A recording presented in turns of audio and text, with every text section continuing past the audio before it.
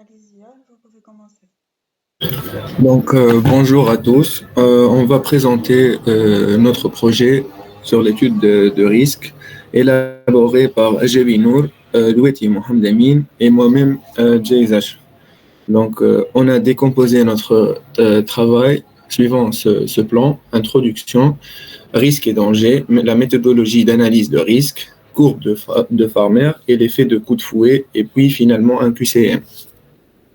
Je vais passer la parole à mon collègue Rajay Binoul pour présenter l'introduction.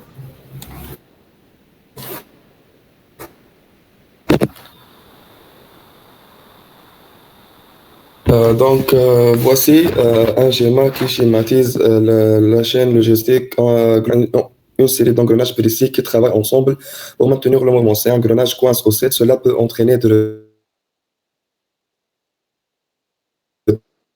des pertes financières, des conséquences importantes. Mais la gestion des risques permet de maintenir la fluidité de la chaîne logistique. Passons maintenant à la deuxième partie de notre présentation et on commence par définir le risque. L'une des premières définitions scientifiques de la notion de risque remonte aux travaux de Bernoulli en 1738 qui caractérise le risque comme l'espérance mathématique d'une fonction de probabilité d'événement. De façon générale, le risque est défini comme effet de l'incertitude sur des objectifs, mettant aussi l'accent sur l'effet de connaissance incomplète des événements ou des circonstances sur le processus de prise de décision au sein d'un organisme. Mais notez bien, il faut dire que le risque peut être perçu négativement sous l'angle d'un danger évité ou positivement comme un facteur d'opportunité, oser pour gagner. Passons maintenant au type des risques. Il existe plusieurs types de risques. On cite de ces types les risques internes. Donc, il y a les risques internes qui sont intrinsèquement liés à la nature de l'organisation ainsi que le secteur d'activité. On cite de ces risques internes la gestion de projet. Donc, une mauvaise gestion de projet peut affecter la bonne conduite des opérations. Les risques liés au flux d'informations, risques au pilotage des activités, donc mauvaise planification, ou le risque associé au processus de production. On trouve aussi les risques externes. Les risques externes sont de nature très diverse. Donc, il y a les risques de marché, donc liés à la fluctuation des prix de marché, par exemple, ou des risques impondérables comme les catastrophes ou accidents. On trouve aussi le risque financier, qu'il s'agit d'inflation ou volatilité, donc variation de prix inattendue au risque de business. Ainsi qu'il y a les risques de facteur qualité, donc le risque qualité est à la fois un facteur de risque interne et externe. Le défaut peut être du fait de produits ou services achetés auprès du fournisseur ou provenir de la chaîne de production. Passons maintenant à la partie du risque et danger. Voici notre présentation pour différencier le risque et le danger. On commence par la définition de danger. Le danger est la source de préjudice potentiel ou la situation comporte différence entre risque et danger, comme il est illustré dans cette figure.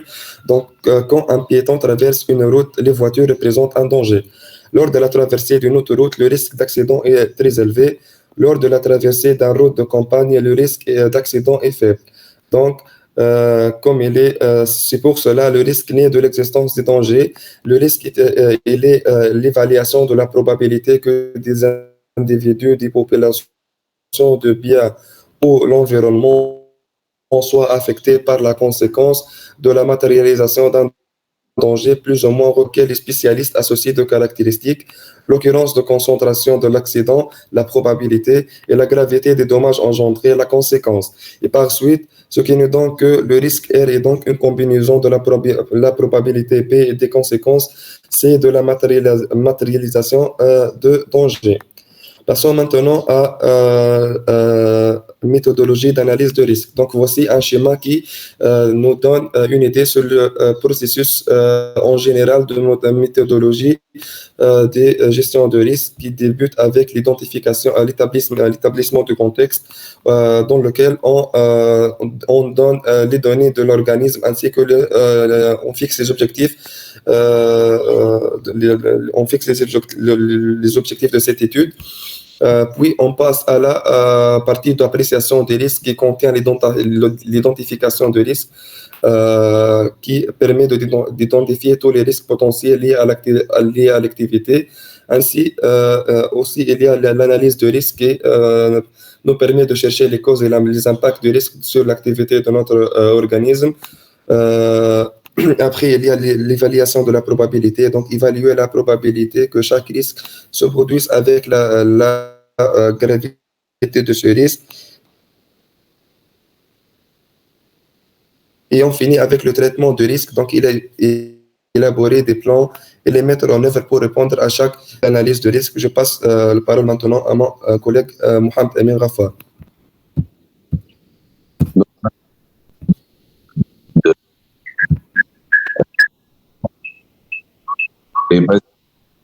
La probabilité.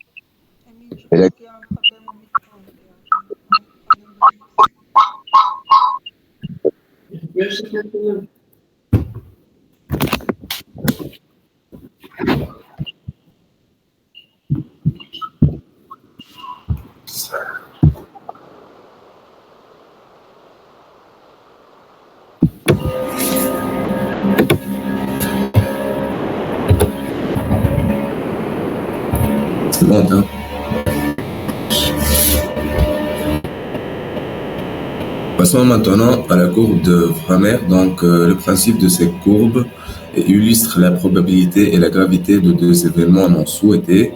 Donc, il montre deux zones. La première zone est l'acceptabilité et la deuxième est non-acceptabilité. C'est la négociation entre les parties traçant la seuil correspondant. Donc, la zone d'acceptabilité est la zone qui figure les risques qui sont acceptés car ils sont connus mais tolérés. Et la zone de non-acceptabilité qui montre les risques intolérés, que ce soit pour leur fréquence ou leur gravité. Donc, pour la gravité, est montré sur l'axe des X et il montre l'importance de gravité de l'événement ou du risque qu'on va étudier, c'est-à-dire quel poids il est sérieux. Et pour la probabilité, il présente la chance ou la fréquence à laquelle un événement se produit. C'est une mesure de la probabilité d'occurrence de l'événement. Donc, on va montrer maintenant le graphe de Framer. Voilà, comme on a parlé dans le diapo précédent, on a sur l'axe des X la gravité de conséquence ou de l'événement redouté, et sur l'axe des Y la probabilité de la réalisation d'un événement redouté. Donc voilà la courbe décroissante, c'est la seuil qui sépare le domaine de risque d'une acceptabilité et le risque d'acceptabilité. Donc pour calculer le risque, on doit multiplier la probabilité fois la gravité de cet événement. Donc l'objectif de ce graphe est pour obtenir des niveaux de risque le plus faibles possible sur les plans de probabilité et de gravité, ainsi que réduire le nombre de sources de danger et engendrer des actions ciblées comme prendre des actions préventives pour faire la protection et pour réduire les niveaux de probabilité et pour la gravité. Je passe maintenant la parole à mon collègue Ashraf Jaïd. Donc, passons maintenant à la partie pour étudier l'effet de coup de fouet ou le bullwhip effect.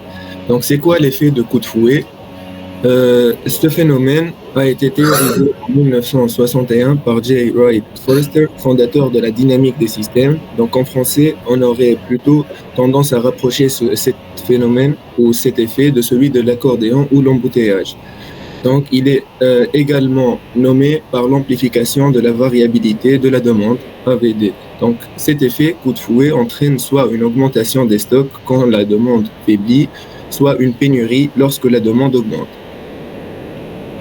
Donc, voici une petite représentation de coup de fouet. Donc, on dispose actuellement de 12 unités comme demande actuelle de clients.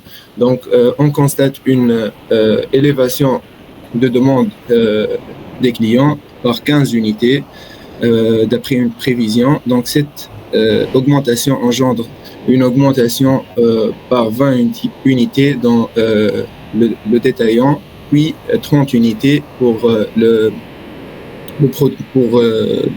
fournisseur, etc. Donc, la courbe augmente suivant les parties du coût. Si Mohamed Amin. Donc, les causes de l'effet de coup de fouet.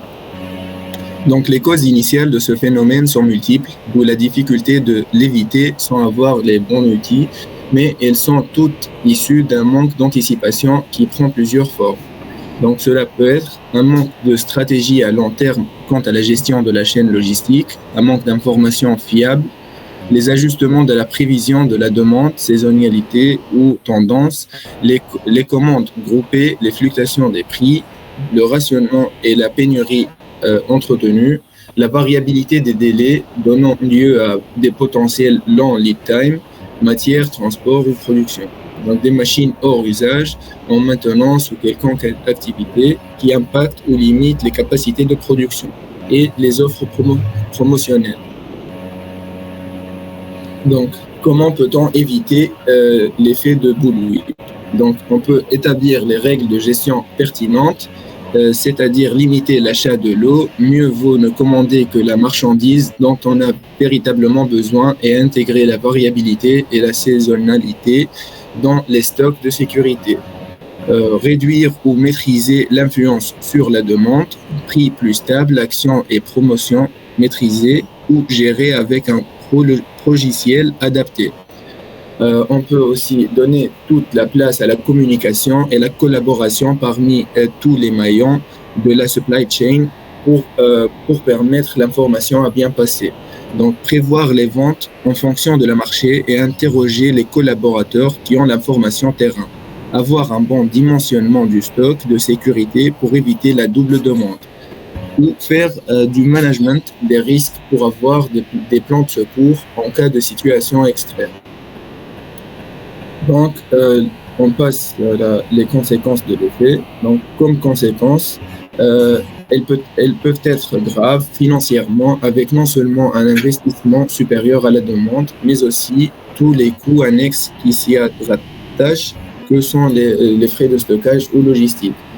Ce mécanisme peut entraîner des ruptures en stock sur certains produits. Donc, la question qui se pose, c'est comment peut-on neutraliser cet effet? Si l'entreprise commence tout juste à travailler sur les prévisions, il est possible, en améliorant la fiabilité des prévisions, de réduire légèrement le niveau des stocks de sécurité. Donc, la direction se fixe alors pour objectif d'améliorer constamment les prévisions.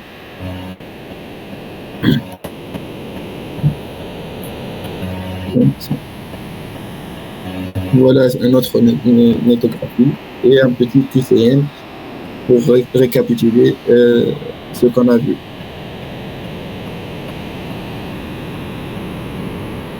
Donc, quelle est la définition du terme danger en matière de sécurité et de gestion des risques?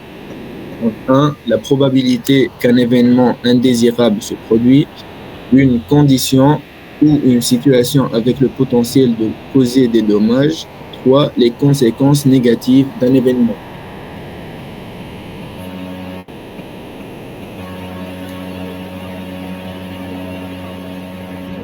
Mohamed Amin. 2.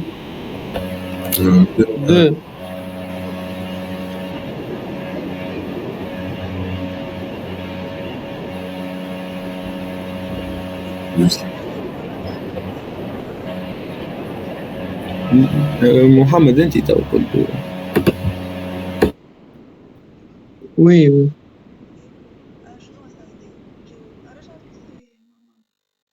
Alors, pour la première question, c'est quoi la réponse? Qu'est-ce que vous proposez comme réponse pour le terme danger? 2. Une condition ou situation. Oui. C'est correct?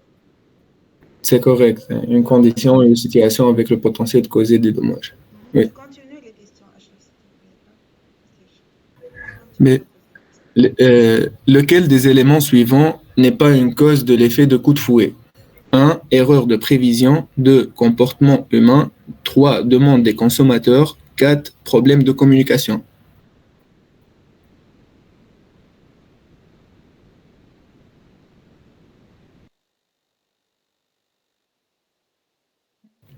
Il n'y a pas une réponse?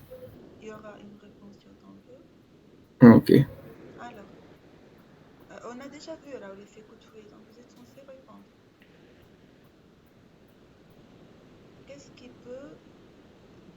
On pose la question à l'inverse. Qu'est-ce qui peut causer le coup de fouet? Est-ce qu'une erreur de prévision peut causer le coup de fouet par élimination?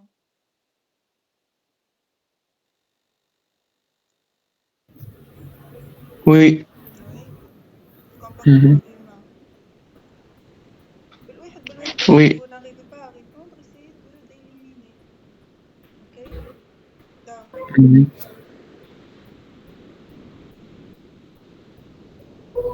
C'est quoi la réponse, Sacho? Je vois que Problème de Ah, ok, je communication. réponds. Ouais, la réponse, c'est la demande des consommateurs.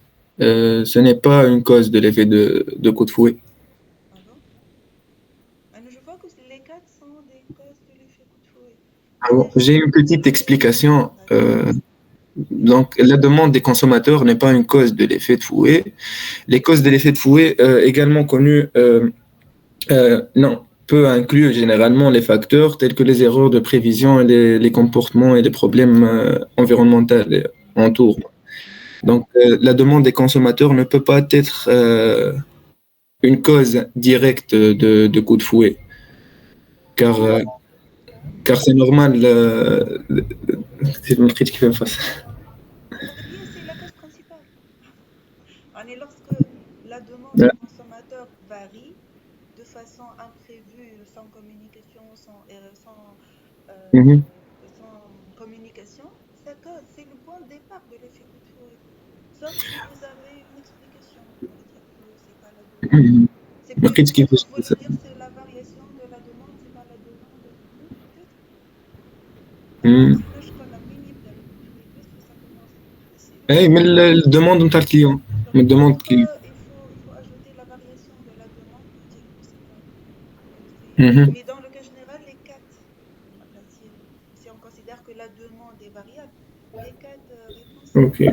sont des causes. Mais si on considère qu'il n'y a pas de variation de la demande des consommateurs, ce n'est pas une cause. Ok.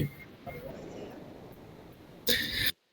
à. Donc, qu'est-ce que la seuil dans la courbe de Farmer?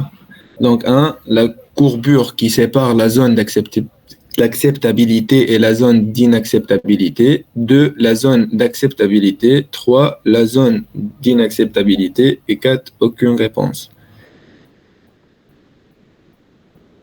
Hmm. La courbe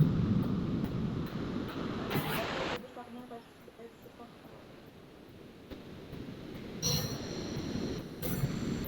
Tu es là quand vos camarades expliquent?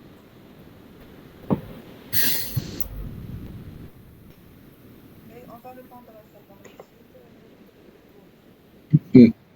Donc, la première réponse, Oui, la c'est courbure qui pas sépare la zone d'inacceptabilité et la zone d'acceptabilité. un point, c'est plutôt une courbe qui sépare deux zones différentes. Oui.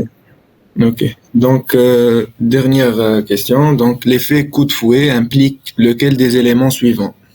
Premièrement, distorsion dans la chaîne d'approvisionnement. 2, fluctuation de la demande réelle. 3, prévision précise. Quatrièmement, gestion de la qualité totale.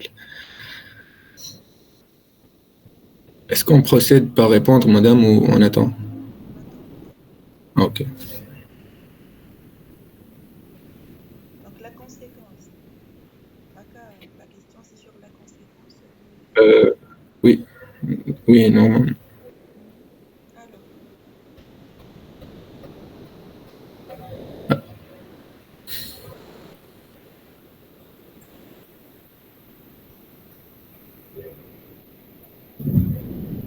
quoi la réponse? Alors,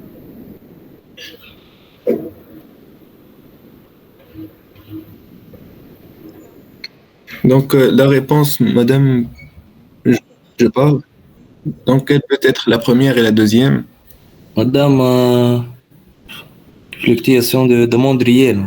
Ouais. Et la distorsion dans la chaîne d'approvisionnement. Implique, c'est-à-dire comment on peut s'apercevoir qu'il y a un effet coup de fouet. C'est pas la conséquence. Ah, ok. La réponse à la Implique. fluctuation,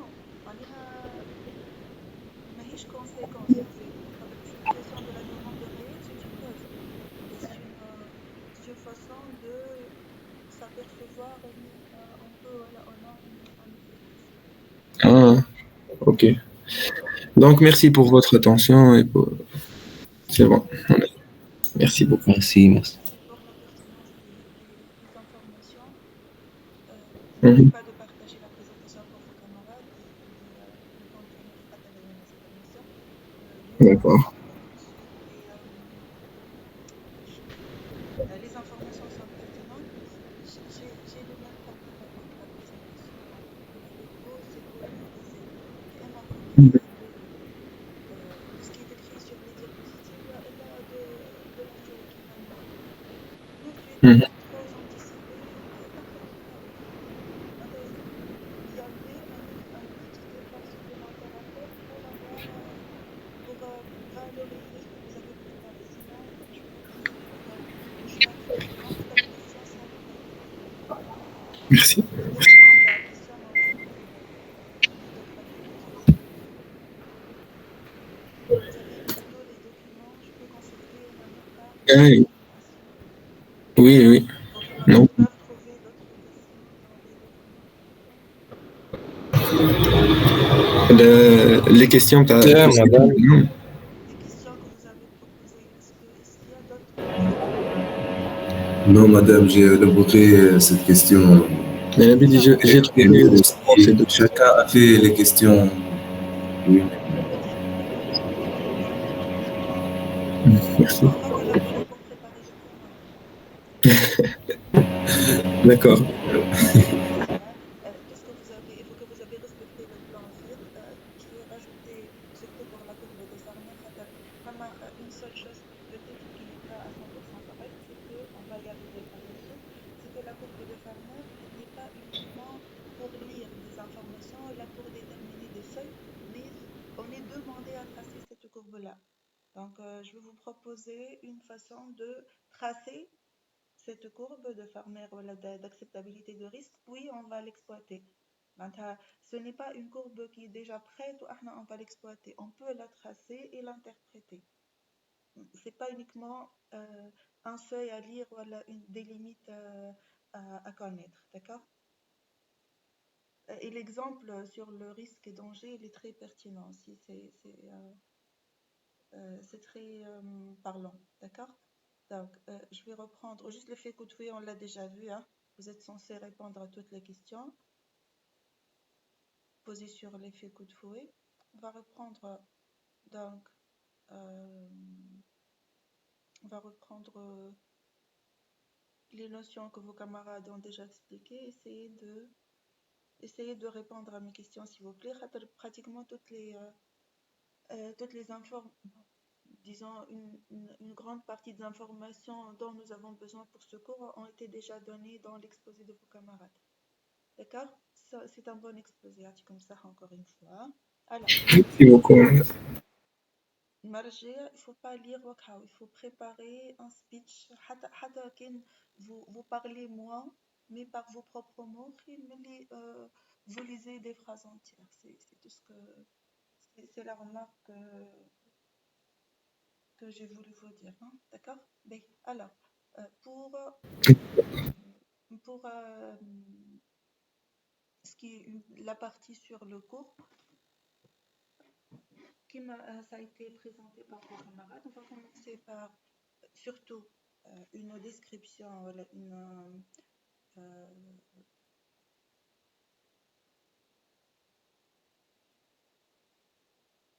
pardon, là, le micro a été coupé. Une description des risques et surtout on va voir la différence entre risque et danger. Quand est-ce qu'on dit risque, quand est-ce qu'on dit danger? On va se tarder un peu sur cette partie et puis on va parler sur une norme ça a été évoqué aussi dans l'exposé de vos camarades, c'est la norme liée à la gestion de risque.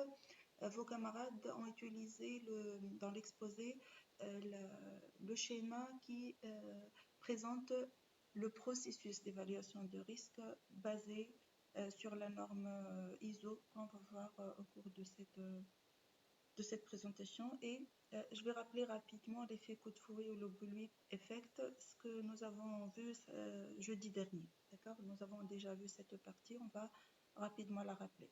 D'accord? Alors, c'est quoi un risque? Qu'est-ce qu'on peut appeler risque? Vos camarades ont bien expliqué ça. Alors, c'est une quoi? On a parlé hier de la défaillance ou à la probabilité de défaillance. La probabilité de défaillance, c'est un risque. Donc, si on veut généraliser ce calcul de lambda, voilà ce paramètre lambda que nous avons discuté hier, comment on peut définir risque? Si on prend la défaillance comme un cas particulier de risque, défaillance pour la maintenance, je veux dire, c'est une probabilité. Le risque, c'est une estimation ou une probabilité d'un événement qui peut avoir lieu. Donc, ce qui est à retenir surtout, c'est que le risque n'est pas quelque chose qui a déjà eu lieu ou qui va certainement avoir lieu. C'est un effet incertain qui peut affecter, qui peut empêcher une entreprise, dans le cas général, d'atteindre ses objectifs. Le risque, c'est un calcul de probabilité d'un effet incertain qui peut être négatif ou positif, comme déjà dit, qui peut empêcher une entreprise, dans le cas général, et empêcher le responsable d'une fonction de la chaîne logistique pour atteindre ses objectifs. Si on parle de la maintenance, c'est une défaillance qui empêche le bon fonctionnement. Si on parle de stock, c'est des conditions de stockage défavorables qui peuvent engendrer un dommage des articles stockés. Si je parle du transport, ça peut être les retards. Si je parle de la production, voilà, de la qualité en particulier, la qualité produit, ça peut être un défaut qui augmente le pourcentage des produits non conformes. D'accord? Donc, c'est une incertitude, c'est un effet d'incertitude qui affecte ou qui empêche une entreprise ou une fonction et un responsable d'atteindre ses objectifs. Les risques peuvent toucher toute fonction d'une chaîne logistique, à tout point d'une chaîne logistique, depuis le premier fournisseur jusqu'au dernier client, peut peut subir des risques. Risque de variation de la demande, risque sur la précision, par exemple, des prix des fournisseurs pour l'approvisionnement. Là, un fournisseur qui risque de changer ses prix, voilà, les quantités disponibles chez les fournisseurs ne sont pas toujours les mêmes. Ça peut être la qualité de ce que je vais recevoir du fournisseur peut être avec une qualité inférieure au cahier de charge, voilà, à la demande déjà lancée. Sur les processus de fabrication, ça peut être la disponibilité des équipements qui va m'empêcher à atteindre la quantité voulue. Par exemple, le contrôle de la qualité, comme j'ai déjà mentionné l'exemple sur le pourcentage de pièces défectueuses. Sur l'environnement, les dégagements des gaz à effet de serre, par exemple, CO2, les gaz nocifs, ça peut être pour un atelier d'usinage, les coupants qui peuvent salir ou polluer l'environnement et empêcher par conséquent les processus de bien fonctionner. Ça peut être les risques d'accidents liés, soit environnement ou processus, des risques d'accidents liés à l'environnement des équipements, à l'équipement lui-même, que ce soit sur l'être humain ou là sur les équipements, etc. Donc, n'importe quel événement qui peut nuire au bon déroulement d'une activité sur une chaîne logistique, on appelle sa probabilité d'avoir lieu un risque. Comme toute autre activité, un risque peut être à l'échelle stratégique, long terme, tactique moyen terme ou encore opérationnel quotidien pour le court et le très court terme. Comme nous avons déjà vu pour toutes les fonctions que nous avons étudiées sur la chaîne logistique, on peut voir les trois niveaux les trois horizons pour la gestion de risque aussi. Bien sûr, l'analyse que vous avez dans le tableau, ce n'est qu'un exemple parce que, par exemple, si on prend la variation de la demande, ça peut être ça peut être un risque à moyen terme, ça peut être aussi un risque opérationnel ou même stratégique. Donc, dans l'exemple, c'est considéré comme un risque du niveau tactique, le moyen terme, mais on peut le trouver sur tous les niveaux, dépendamment de la nature. Lorsqu'on étudie cette variation de demande, est-ce que c'est une variation hebdomadaire? Est-ce que c'est une variation euh, est-ce que le marché européen ne va plus acheter de la Tunisie, par exemple, n'a plus confiance en Tunisie? Et là, on parle de changement de marché et ça va affecter aussi la demande client. D'accord? Donc, nous avons les trois niveaux et chaque entreprise, dans des conditions bien particulières, va classer selon l'horizon de ce risque-là. Ça peut être quoi un risque? Nous avons discuté un peu de ça. Ça peut être un risque technologique, des nouvelles technologies chez les concurrents. Ça peut être économique. Les circonstances économiques mondiales peuvent très bien affecter l'atteinte des objectifs d'une entreprise, écologique, sanitaire, naturel, d'ordre sociétal aussi. Il peut y avoir des grèves. Une grève peut être un risque qui empêche l'atteinte des objectifs de l'entreprise. On arrive maintenant à la différence entre risque et danger, qui a été très bien expliqué dans l'exposé. Donc, à part les trois étudiants qui ont déjà exposé, qui peut me proposer une différence ou une définition de risque et danger, s'il vous plaît, si vous avez bien suivi vos camarades. Avec un exemple, là, avec une définition. Est-ce qu'il y a quelqu'un qui peut nous proposer un exemple sur la différence entre risque et danger, ou bien les définitions de risque et danger, s'il vous plaît?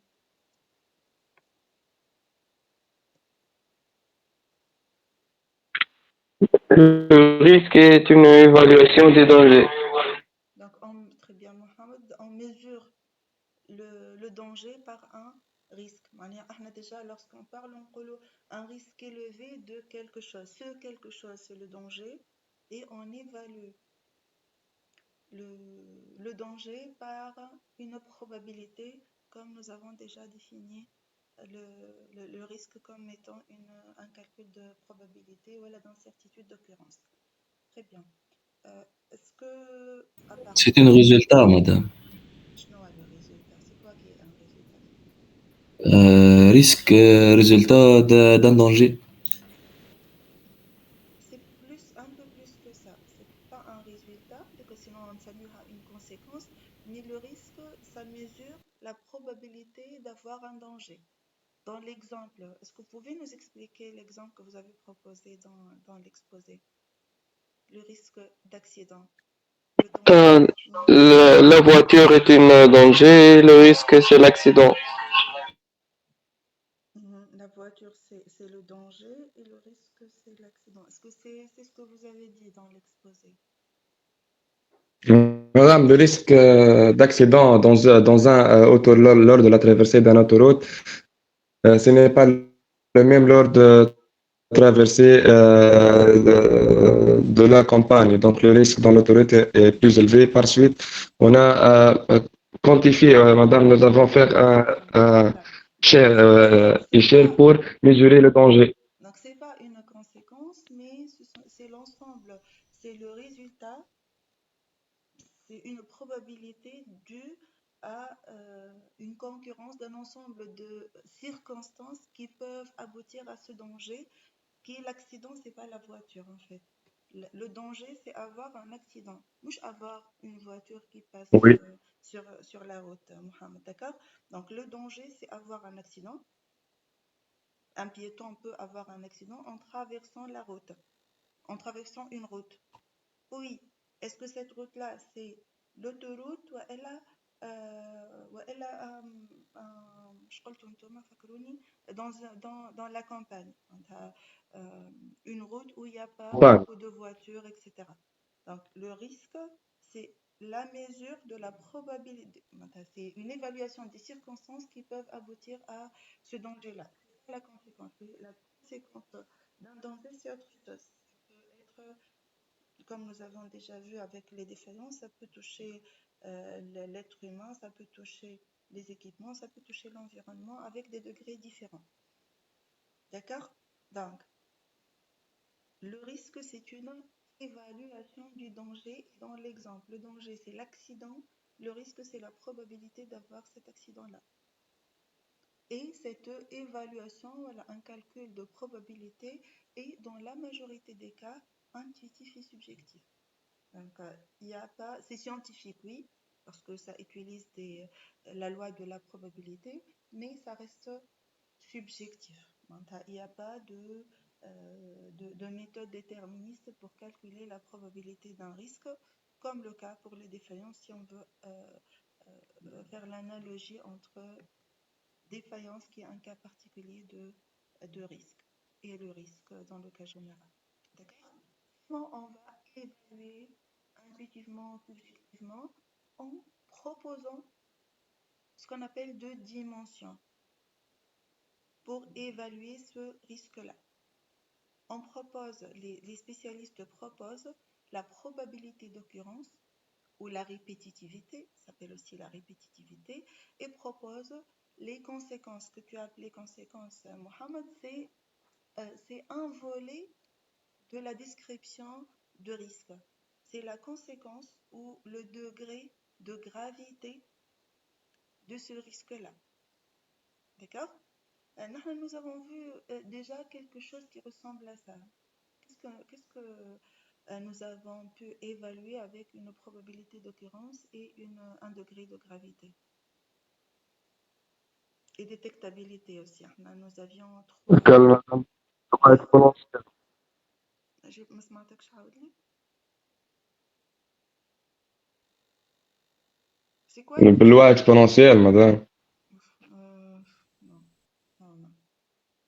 Nous avons vu un outil d'analyse qui utilise pour analyser quelque chose, je vais vous le dire par la suite, pour évaluer la probabilité d'occurrence, la répétitivité, la gravité et la détectabilité.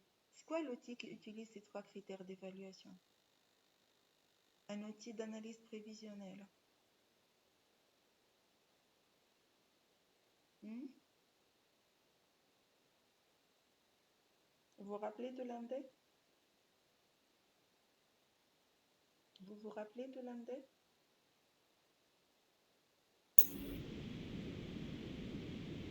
Non?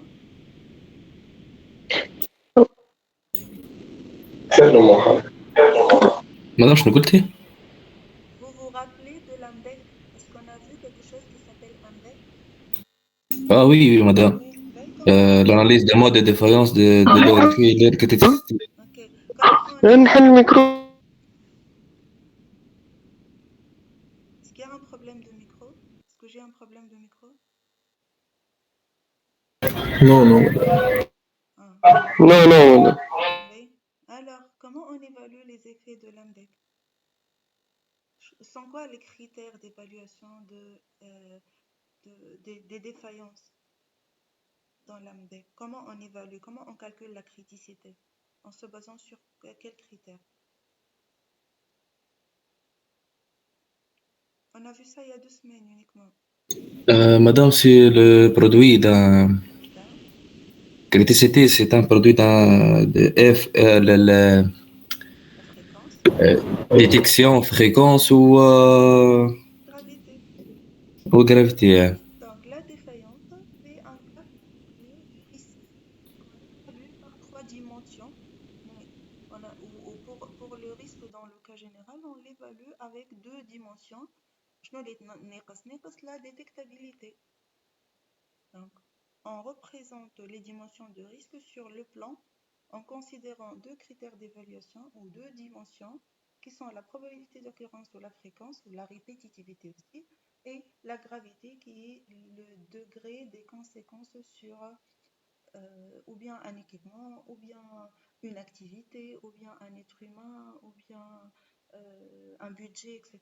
D'accord? Donc, en considérant, j'ai déjà dit ça, on peut considérer la défaillance dans la maintenance comme un exemple de risque que vous connaissez tous. Qui est méthodologie d'évaluation de risque proposée par la norme 31000. On va discuter un peu de cette norme-là, ISO 31000. Elle propose cette procédure pour l'évaluation de risque. Elle est basée sur quoi? Déjà, à l'intérieur ici, dans ce rectangle-là, nous avons un processus qui se répète, qui commence par une identification, puis une analyse, puis une évaluation et traitement. Ce processus-là, c'est un processus qui doit être considéré comme une boucle infinie. PDCA. Vous connaissez tous la route de Denis, voilà le PDCA. Donc, on commence par une identification de risque, lister, préparer, voilà, chercher la liste des défaillances qui peuvent avoir lieu sur un système, voilà, sur une chaîne logistique dans le cas général, liée par exemple à l'approvisionnement. Évaluer l'importance pour la première étape, hein, évaluer l'importance quant à la gravité de chacun de ces problèmes et la probabilité d'occurrence de chacun de problèmes. On va voir comment on peut caractériser ça. Puis, attribuer des notes, voilà, des descriptions à l'importance, la gravité et la probabilité d'occurrence. C'est la deuxième étape pour chaque risque. Puis, on va analyser, par exemple, qu'est-ce qu'on fait pour l'analyse? On va les classer, on peut utiliser Pareto pour classer, la méthode ABC pour classer. On peut se baser sur des votes, on peut effectuer des réunions. L'essentiel, c'est qu'on va classer et sélectionner les causes racines les plus pertinentes qui sont liées au risque que nous sommes.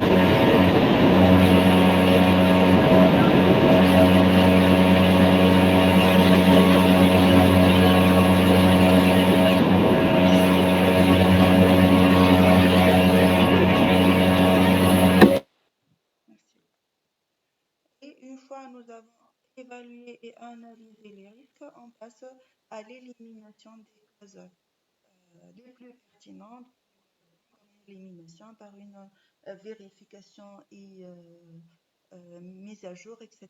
Et ce qui est très important dans le processus d'analyse de risque, c'est qu'on réévalue, on identifie de nouveau les nouveaux risques qui peuvent avoir lieu et on continue à effectuer ce boucle-là de façon infinie dans un cadre d'une amélioration continue. La situation idéale est supposée ne peut jamais être atteinte. Il y a toujours une meilleure situation qui peut être atteinte en réévaluant, en réidentifiant les risques potentiels. Ce qui se trouve dans cette partie des étapes de l'évaluation de risque. Ce processus, cette évaluation et réévaluation, si vous voulez, doit commencer par une description détaillée du contexte. C'est quoi le contexte? Ce sont les limites que nous avons appelées le périmètre de notre travail, les circonstances du marché, les paramètres fixes sur lesquels je ne peux pas travailler, qui m'a par exemple les frais d'export, les délais de transport à l'étranger. Si je vais choisir par exemple le transport maritime, il y a des délais que je ne peux jamais, qui est difficile à dépasser par exemple. Donc on doit commencer par définir le contexte général et le périmètre de travail pour cette analyse de risque et je dois toujours surveiller mes décisions et mes descriptions à travers une communication entre toutes les parties prenantes. Et comment on peut lire le processus global d'analyse d'un risque. quelle que soit la fonction que je suis en train d'étudier. C'est, par exemple, vous pouvez imaginer la prévision, vous pouvez imaginer les règles de transport, etc. Quel que soit le risque que je suis en train d'étudier, je dois respecter ces règles globales d'analyse de risque. Si vous vous rappelez de l'AMDEC, c'est presque ce que nous devons faire pour une analyse AMDEC. AMDEC machine pour l'analyse de risques liés à la maintenance, AMDEC processus pour l'analyse des risques liés aux méthodes de production et AMDEC produit pour les risques liés aux défauts qualité d'un produit, par exemple. D'accord? Voilà. La méthodologie globale d'une analyse de risque proposée par la norme ISO 31000 de gestion du risque. Revenons maintenant aux deux dimensions d'analyse de risque qui sont la probabilité d'occurrence et la gravité. Comment on va présenter ça? La première étape, c'est une identification et une analyse. L'identification peut être par quelle méthode, par exemple? On a quelques méthodes d'analyse de risque. Qu'est-ce qu'on peut utiliser pour déterminer une liste de défaillances? Comment on peut déterminer les risques, les XEI? Qu'est-ce qu'on peut utiliser pour les Le déterminer? méthode 5M. Ça peut être 5M. Ça peut être aussi Oui.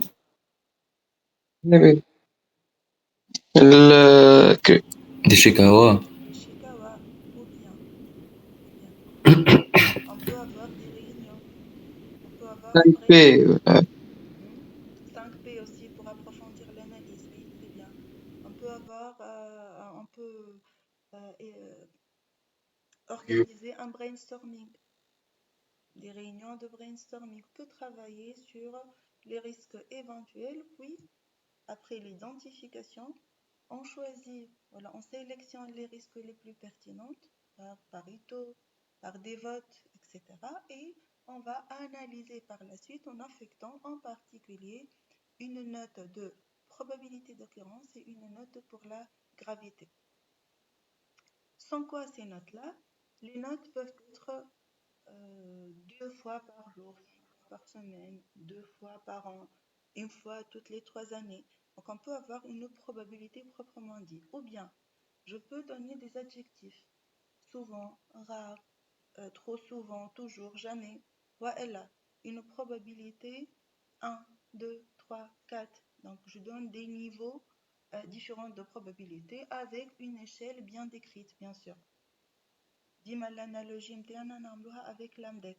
كنقول 1 une probabilité de niveau 1, c'est-à-dire pas plus qu'une fois par semaine. Donc je dois avoir à côté une échelle qui décrit cette probabilité d'occurrence. De même pour la gravité. Je نقول un risque sans gravité, un risque catastrophique, un risque très grave, et je dois définir qu'est-ce que ça veut dire chaque adjectif que j'attribue. Ouais, elle a en gravité 1, 2, 3, 4, comme l'exemple que nous avons vu pour l'AMDEC. L'essentiel, on doit attribuer une note pour la probabilité, une note pour la gravité pour chaque risque retenu. Puis, on commence le traçage de la courbe de Farmer. On va considérer deux axes. Un axe pour la probabilité d'occurrence, la répétitivité, la fréquence aussi, on appelle la probabilité d'occurrence, ou bien fréquence, ou bien répétitivité. Un axe pour le degré de gravité. Bien sûr, on peut permettre les axes, rien n'empêche. Puis, on va graduer les axes par l'échelle que nous avons décidée. Par exemple, ici, on avait choisi des adverbes. Pour la probabilité d'occurrence, ça va de jamais, un risque supposé ne jamais arriver, jusqu'à un risque qui arrive très souvent, voilà, toujours. Et entre ces deux probabilités, je peux trouver par exemple exceptionnellement, rarement, souvent, très souvent, on peut ajouter d'autres fréquences. De même pour la gravité, on peut mettre comme 1, 2, 3. Là, un risque sans gravité, un risque catastrophiques, parties graves, effets mineurs, effets majeurs, etc. On va considérer le tableau que nous avons déjà préparé avec les risques potentiels et leur évaluation de fréquence et de gravité. Puis, étape suivante, on est en train de tracer la courbe de Farmer, je rappelle, voilà l'acceptabilité de risque.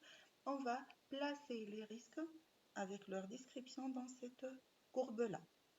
Si on considère par exemple X2, c'est un risque qui arrive rarement à effet mineur. Donc, rarement à effet mineur, et je vais placer le X2 ici. D'accord? XI catastrophique, supposé ne jamais arriver, je vais le placer ici. X1, supposé ne jamais arriver, donc mon collège n'arrive jamais, hein. Supposé ne jamais arriver, alors je suis en train de traiter des probabilités. Et dans le cas général, on ne considère ni la probabilité 0 ni la probabilité 100%. Donc c'est proche de 100 et proche de 0. Donc le premier risque ici, jamais est grave, c'est oui, non, jamais est grave. Non, grave. Grave, mais supposé ne jamais arriver, un risque qui est grave, je vais le placer ici. D'accord? Donc je vais placer, tous les risques,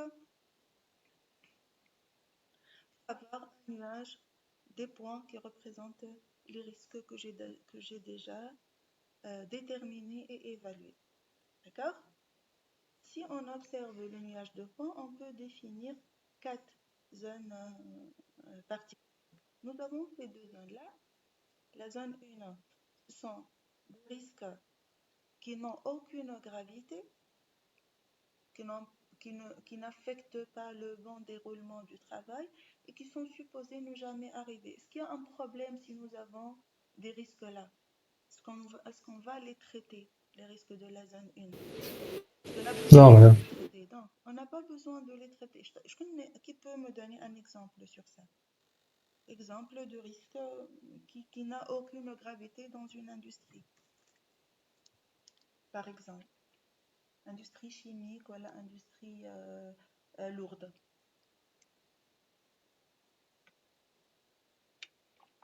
Les petites fuites, par exemple. Est-ce qu'il y a un risque est-ce que le risque est grave si nous voyons une fuite d'une conduite de diamètre 1 mètre, par exemple, une gravité, est-ce que ça peut affecter le bon déroulement du travail? Non? Oui, qui n'a aucune gravité. Pour la zone 2, comment on peut la décrire? Ce sont des risques qui arrivent presque toujours et qui sont catastrophiques, qui m'a par exemple l'explosion d'une centrale nucléaire. Est-ce que je peux avoir un risque qui est catastrophique et qui arrive toujours? مادام صعيب شوي كان بالسؤال تجيبها قديمة معناها. Non, maintenant, c'est impossible. Donc, c'est une zone rouge. Je ne dois jamais avoir de risque là. Le risque catastrophique, s'il a lieu, il a lieu une seule fois. Ce n'est pas logique d'avoir un risque catastrophique qui m'a coté comme l'exemple de l'explosion d'une centrale nucléaire. L'explosion d'une centrale nucléaire ne peut arriver qu'une seule fois. C'est catastrophique, oui, mais ça ne peut jamais être toujours.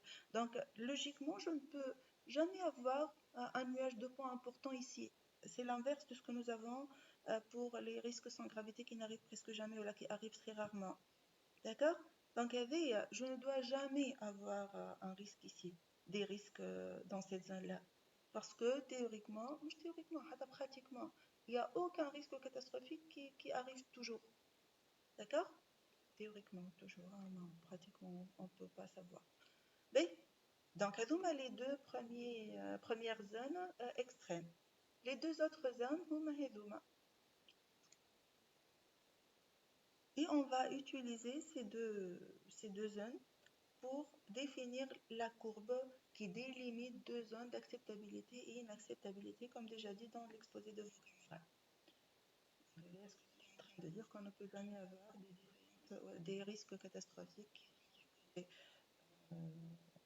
toujours arriver et on peut par contre avoir beaucoup de défaillances qui n'ont pas de gravité et beaucoup de risques qui arrivent, qui sont supposés ne jamais arriver et qui sont aussi sans importance. D'accord? La première asymptote ici pour la zone 3, on peut les décrire, ces risques-là. Ce sont des risques qui n'ont pas de gravité et qui arrivent presque toujours. Kimash Noah, par exemple. C'est quoi un risque qui arrive presque toujours, voilà, toujours, et qui n'affecte pas le travail et l'atteinte des objectifs? Dans une industrie, est-ce qu'il y a un problème d'avoir un bruit, des équipements, des machines? Non, Oui. c'est tout à fait Du normal. bruit, et c'est un risque. Si le risque arrive à 50% Non. du total, c'est tant mieux. Mais عادي يعني. oui, c'est normal dans les conditions dans lesquelles nous travaillons. Vous avez un exemple de risque qui n'a pas d'importance, mais qui arrive presque toujours. C'est la première asymptote. La deuxième asymptote, c'est l'inverse. Par exemple, les explosions, les accidents mortels, ce sont des risques très dangereux, voire catastrophiques, et qui sont supposés ne jamais avoir lieu. Maintenant, je sais qu'il y a un risque de mort d'employé et je dois travailler pour ne jamais avoir ce risque-là. C'est la deuxième asymptote. D'accord? Qui est l'explosion de la centrale nucléaire évoquée tout à l'heure. فويد أمونياك ولا. Voilà, fuite d'ammoniac en Tunisie, c'est pas jamais arrivé, c'est plutôt très grave qui arrive souvent. Si vous habitez dans une région, bien sûr, riche, une fuite de grande quantité, mais les fuites existent quand même, hein, malheureusement. Mais, et entre ces asymptotes, on a une courbure. Je peux avoir cette courbure-là, une autre courbure, une autre. Et chaque courbe, que ce soit la rouge, la jaune, la verte, je vais vous mentionner la différence, va séparer le nuage de risque, le nuage de points qui représente les risques, en deux zones. Zone d'acceptabilité et zone d'inacceptabilité. Ce qu'on appelle la courbe de Farmer ou la courbe, vous avez le nom ici, ou bien la courbe de degré d'acceptabilité des risques. D'accord? Mais je connais la zone d'acceptabilité et d'inacceptabilité. La courbe, elle sépare l'espace en partie à droite ou partie à gauche. La partie à droite, est-ce que c'est une zone d'acceptabilité ou l'inacceptabilité? Et comment vous décidez ça? Comment on décide? C'est simple, c'est logique. Juste réfléchissez par la logique. Degré de gravité. Quand le risque est catastrophique, ou la gravité est catastrophique, c'est la zone d'inacceptabilité. Ou Si on n'a pas de risque catastrophique, la courbe commence ici. Le catastrophique, je ne peux pas l'accepter, oui. Elle m'a dit une généralisation. Il y a deux choses, en fait. Ces risques-là, comment on les caractérise? N'affectent en aucun cas le travail. Donc, ce sont des risques qui n'ont pas de gravité et qui n'arrivent pas souvent, qui arrivent rarement. Est-ce que je peux accepter ce type de risque? Oui. oui, Oui, je peux accepter. Donc, c'est une zone d'acceptabilité. Ou bien, non, je peux Oui. raisonner inversement. Est-ce que je peux accepter un risque très grave qui arrive souvent? non, Non. Donc, deux, pour la zone à droite, est-ce que je peux accepter l'incertitude? Une zone ouverte. Je ne peux pas accepter quelque chose que je ne connais pas. D'accord? Donc, la zone d'acceptabilité, d'une part, doit être une zone fermée. La liste des risques acceptés doit être exhaustive. Je sais exactement qu'est-ce que je suis en train d'accepter. où j'accepte aussi les risques qui n'ont pas de gravité et qui n'arrivent pas souvent. Pour l'inacceptabilité, c'est une zone ouverte, donc je ne peux pas tolérer quelque chose que je ne connais pas. Déjà, il y a l'incertitude ou le risque, c'est un calcul probabiliste que je ne connais pas. On dit, j'accepte une zone ouverte, c'est pas logique. D'autre part, je peux considérer ce XK, par exemple, qui est considéré comme très grave et qui arrive souvent, voilà, qui arrive assez souvent. Je ne peux pas accepter un risque grave qui arrive assez souvent. Donc, la partie à gauche, ce sont des risques acceptables, c'est la zone d'acceptabilité. Et la zone à droite de la courbe de Farmer, ce sont des risques inacceptables. La courbure heavy, elle définit la limite entre ces deux zones-là. Si je considère, par exemple, la courbe rouge et la courbe jaune, le X, le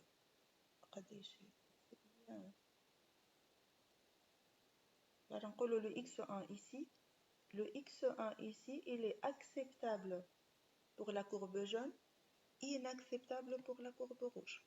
Ça appartient à la zone d'acceptabilité de la courbe jaune et la zone d'inacceptabilité de la courbe rouge. Comment on peut avoir cette différence-là pour le même risque? Comment on peut avoir... Madame, le traçage. Oui, le traçage, je le décide. Le traçage, comment je peux décider la courbure? C'est la question. Je peux décider la courbure. Quel exemple ça? Exemple d'un risque qui peut être accepté pour une L, qui peut être accepté pour entreprise et inaccepté pour une autre. L'augmentation de la température de fonctionnement de 10 degrés. Est-ce que c'est acceptable ou inacceptable? Accepter une augmentation de température de 10 degrés.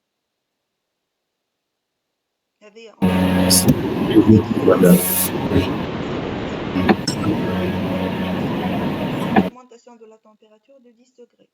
Est-ce que c'est acceptable? Ça dépend du domaine. أعطيني exemple. نعطيك exemple l'augmentation de 10 degrés. أعطيني شنو الدومين اللي acceptable فيه شنو ينجم يكون domaine acceptable وشنو Traitement thermique, madame, par exemple. Dans les industries comme كيما الفولاذ مثلا. L'augmentation de 10 degrés n'influe pas sur de 10 degrés dans l'industrie métallurgique, très bien. Ce n'est rien du tout parce que la température de fonctionnement, c'est les 1000 ou 2000 ou 3000 degrés. Aïe. Pour une autre industrie qui machnoa, par exemple, ça ne peut pas être accepté. Comme quoi, par exemple? Madame, مثلا كيما les centrales de traitement d'air, التمبيراتور نتاعهم تكثر حتى ب 1 degré تولي مشكلة معنا. Très bien. Donc, si on les sociétés qui travaillent sur les composants électroniques. Les composants électroniques, l'augmentation d'1 degré peut affecter la qualité du produit. Très bien. L'activité, entre autres, décide est-ce qu'on accepte ou pas un risque. Donc là, dans l'exemple, le risque latitude, comme c'est l'augmentation de 10 degrés, ça peut être même négligeable. 10 degrés pour l'industrie métallurgique, ça peut être qui arrive souvent et qui n'a aucune importance, aucune gravité. Alors que dans une industrie qui m'appelle vos camarades pour l'assemblage des cartes électroniques, voilà, dans n'importe quelle industrie qui travaille dans des températures, dans des conditions de température inférieures à 30 même, l'augmentation de 10 degrés, c'est une catastrophe. Ça peut détériorer carrément la production. Donc, ça dépend de l'activité, ça dépend de la conséquence de ce risque-là, ça dépend de la nature du produit, etc. D'accord? Donc, il faut être conscient que la courbure ici, c'est nous, مش nous, alors il des logiciels, hein. Ça peut être manuellement tracé, mais il y a des logiciels qui étudient, qui évaluent plutôt les risques après avoir être alimenté par des informations. Les informations pour les traiter et définir ces risques-là. Dans votre exposé, Laoulette, vous avez parlé d'un progiciel. Qu'est-ce que ça veut dire un progiciel? D'ailleurs, c'est parmi les fonctions d'un certain type de progiciel, c'est l'analyse de risque. Qu'est-ce que ça veut dire un progiciel? Pourquoi vous avez dit progiciel et non pas logiciel? C'est correct, hein? Juste, je vais comprendre pourquoi vous avez dit ça.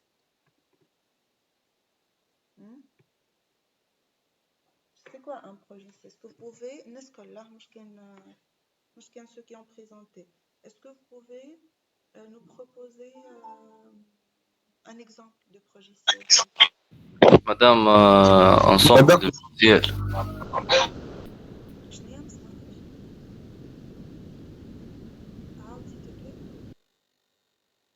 قلت لك مدام ensemble de logiciels. C'est un ensemble de logiciels qui utilisent une même base de données. D'accord, très bien. Exemple, là.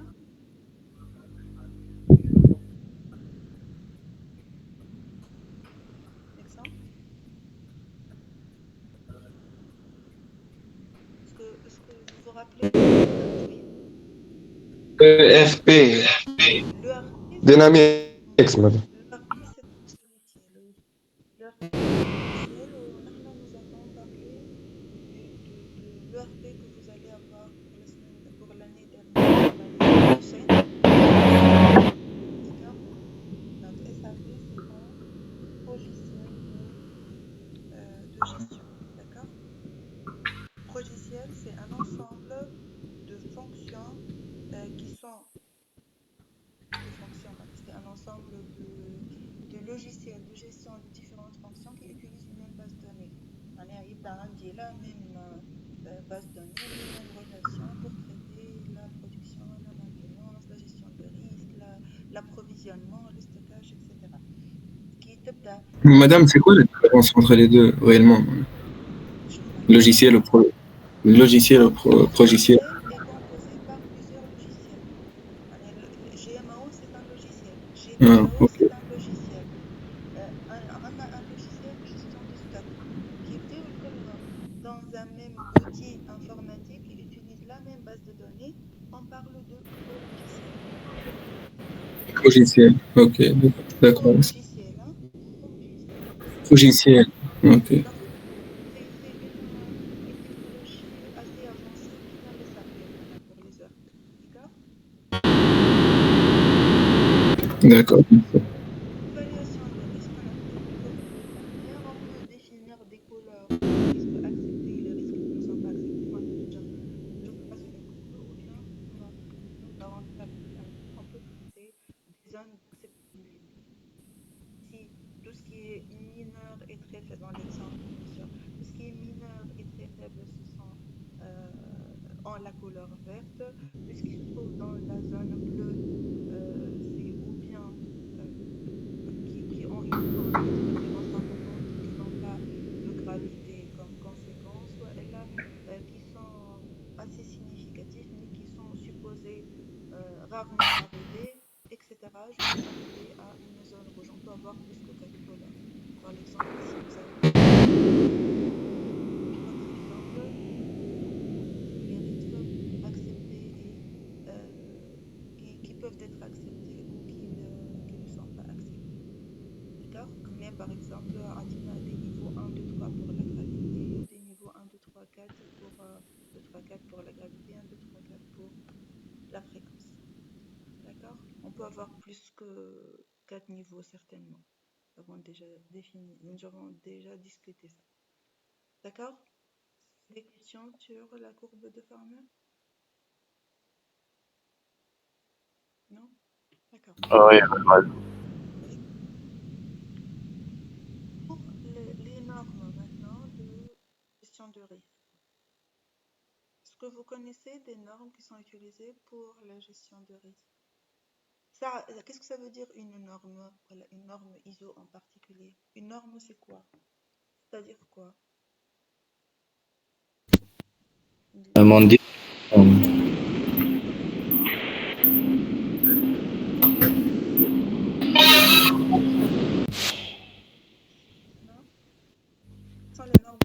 قلت لك norme ISO, c'est un norme mondial. C'est système international. Oui, c'est une norme internationale. Qu'est-ce que ça veut dire une norme internationale? Des règles, madame. Il y a des règles, Ce sont des repères à suivre. il y a des repères, il y a des règles, il y a des définitions normalisées, il y a des procédures définies. Quelle est la norme que vous connaissez déjà? مش logistique, pour n'importe quel domaine. كما une norme نعرفوها نسكول شنو هي cette norme là. ISO 9001. 9000 et 2001. voilà. C'est l'ISO de quoi? C'est la norme 9000 ولا 12000 تاع qualité environnement. 9000 c'est la qualité ou 14000 c'est la norme liée à la préservation de l'environnement. D'accord. Donc, ce sont des normes, ils s'appellent des normes de certification. On peut suivre une procédure de certification selon l'ISO 9000. On est sur un produit certifié ISO 9000. Voilà, qui tombe chez une entreprise certifiée ISO 14000. C'est-à-dire que elle a suivi une audit et les experts, les responsables, l'auditeur a confirmé que cette entreprise-là, elle respecte les procédures et les règles mentionnées dans l'ISO 14000. Je nomme les règles, les normes liées à la gestion de risque. Est-ce que vous connaissez une norme liée à la gestion de risque dans le cas général? Les zones 31000. ça s'appelle 31 000. Il y a les zones 9000, il y a les clauses, voilà, les conditions à respecter pour la qualité.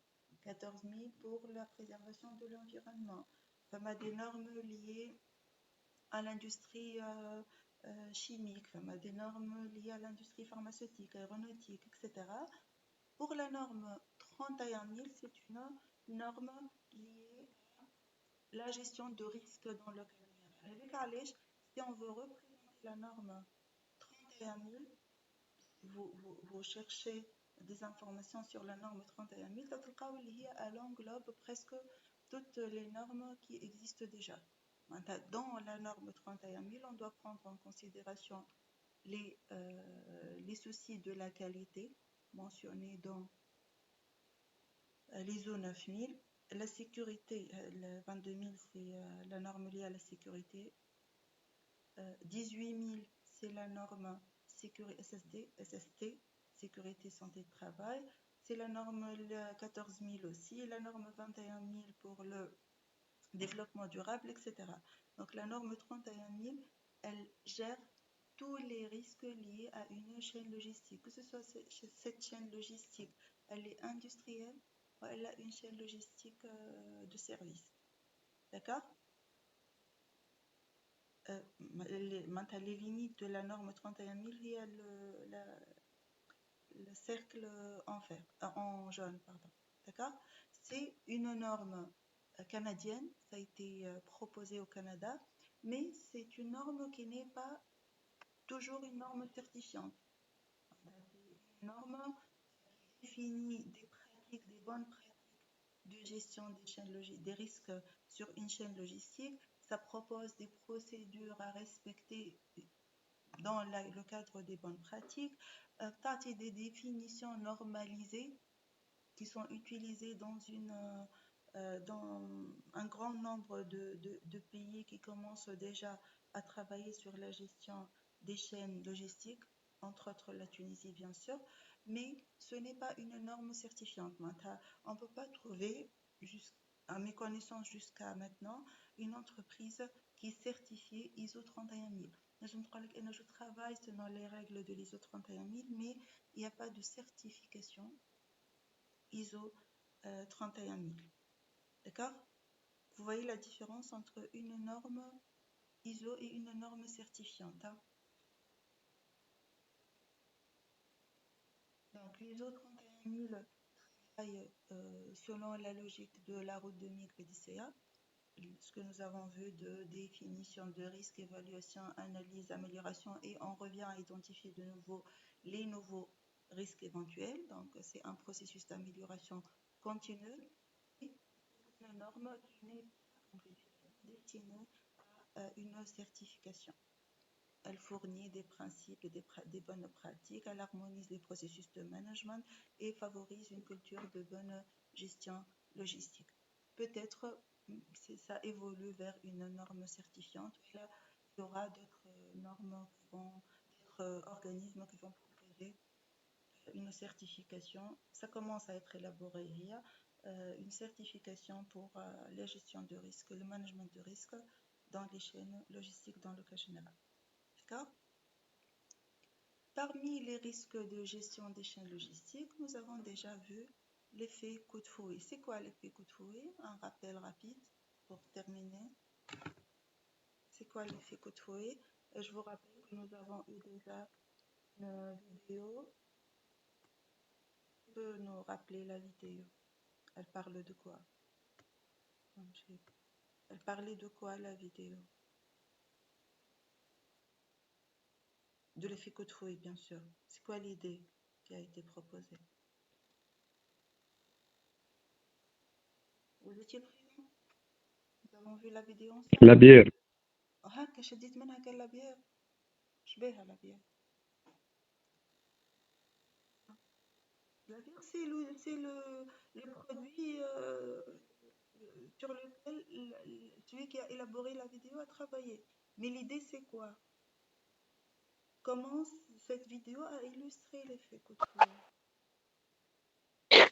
Les risques augmentent lors de l'éloignement de la production. De la production, mais s'il y a une perturbation de la demande par une augmentation et une diminution, يلزم مدام بريزونس دو فورماسيون. la cause c'est la non-pertinence de l'information, le manque de communication, ça peut être ça. Donc s'il y a une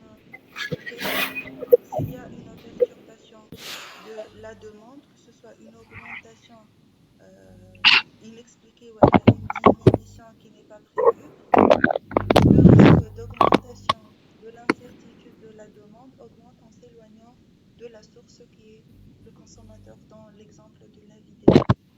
Je vais partager avec vous la vidéo la gestion de risque et je vous conseille de revoir cette vidéo-là parce que c'est une illustration pour les deux situations.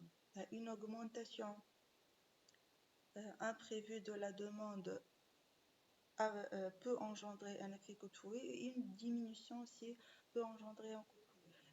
Je vais partager avec vous aussi une version de la norme ISO de 2018, mais très volumineuse comme les autres normes, mais qui a toutes les informations nécessaires. D'accord? Donc, vous pouvez trouver la norme ou la vidéo avec le support de cours. Et je vais vérifier juste. Est-ce qu'il y a des étudiants qui ont déjà partagé leur présentation pour cette classe? Pour supply chain. Oui. Oui, madame. Guillaume, essaie de partager votre présentation. D'accord, madame. Donc, l'effet c'est le fait d'avoir une augmentation de l'incertitude s'il y a une variation imprévue au niveau du consommateur et cette amplification augmente en s'éloignant du consommateur. Ça s'appelle un effet coup de fouet par similitude à l'effet du fouet. Lorsqu'on stimule un fouet en s'éloignant de la source de perturbation,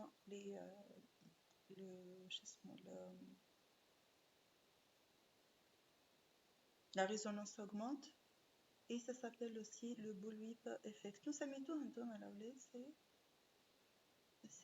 هذاك البولويب مادام افكت ولا ليفيت كود فو؟ نو الا في بي ولا لحظه برك si.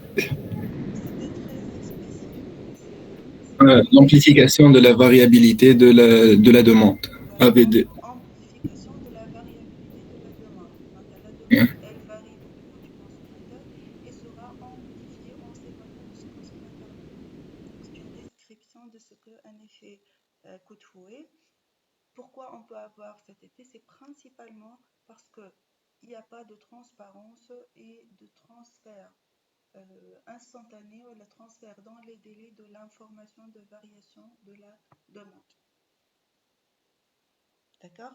Donc, comment on peut l'éviter? Puisque la cause principale, c'est le manque de communication et de la transparence de l'information. La solution la plus évidente, c'est assurer une bonne circulation de l'information à travers un système d'information synchronisé. Idéalement, ce système d'information est informatisé. Par exemple, le logiciel de RP. D'accord? Éviter les lots et réduire les stocks intermédiaires. Vos camarades aussi ont proposé pour atténuer proposé de diminuer le stock de sécurité. Donc, diminuer tous les stocks dans le cas général, en particulier le stock de sécurité. Nous avons déjà discuté ça la dernière fois. Et pour neutraliser cet effet, qui m'apprenait un système d'information informatisé, fiable et une communication transparente, nous avons déjà vu par exemple l'échange informatisé de données et considérer une chaîne logistique collaborative, intégrée et collaborative pour éviter l'information qui circule n'est pas un lorsque j'ai en tant que fournisseur ou en tant que client une information transparente qui circule sur toute la chaîne logistique, ce n'est pas quelque chose qui est négatif par rapport à moi, mais au contraire, ça peut m'aider pour une bonne gestion de ma chaîne logistique. C'est une culture qui doit être comprise par toutes les parties prenantes d'une chaîne logistique. Il y a aussi la proposition de transport mixte, regroupement des commandes, regroupement de la livraison pour différents clients, les différents fournisseurs, et la réduction des délais. D'accord? Vous avez des questions sur ce que nous avons vu?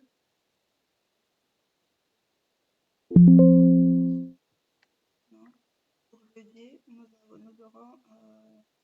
allons présenter la méthode SCORE. Hein. Quant à ceux qui ont la présentation SCORE sur la modélisation par la méthode SCORE, ils doivent préparer cette présentation pour jeudi. N'oubliez pas. C'est Ahmed, je pense, avec ses camarades. Hamda. D'accord?